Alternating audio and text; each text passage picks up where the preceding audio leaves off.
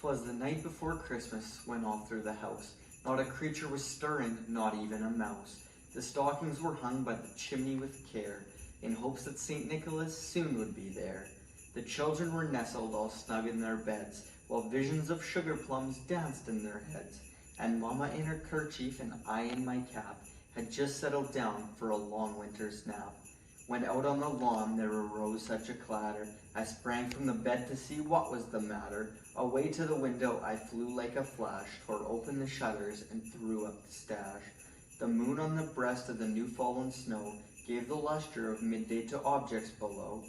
When what to my wondering eye should appear but a miniature sleigh and 8 tiny reindeer, with a little old driver so lively and quick, I knew in that moment it must be St. Nick.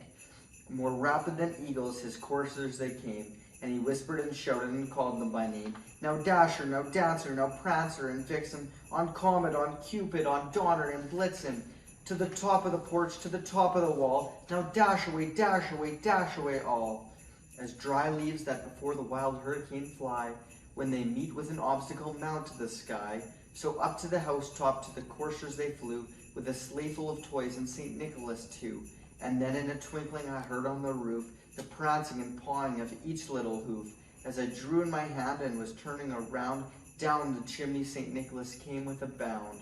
He was dressed in all fur from his head to his foot, and his clothes were all tarnished with ashes and soot. A bundle of toys he had flung on his back, and he looked like a peddler just opening his pack. His eyes, how they twinkled, his dimples, how merry. His cheeks were like roses, his nose like a cherry. His droll little mouth was drawn up like a bow, and the beard of his chin was as white as the snow. The stump of a pipe he held tight in his teeth, and the smoke had encircled his head like a wreath. He had a broad face with a little round belly that shook when he laughed like a bowl full of jelly.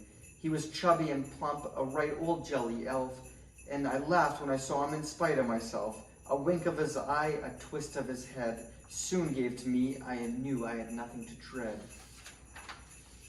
He spoke not a word, but went straight to his work, and filled all the stockings, then turned with a jerk. And laying his finger aside of his nose, and giving a nod, up the chimney he rose. He sprang to his sleigh, to his team gave a whistle, and away they all flew, down the thistle. But I heard him exclaim, ere he drove out of sight, Happy Christmas to all, and to all good night.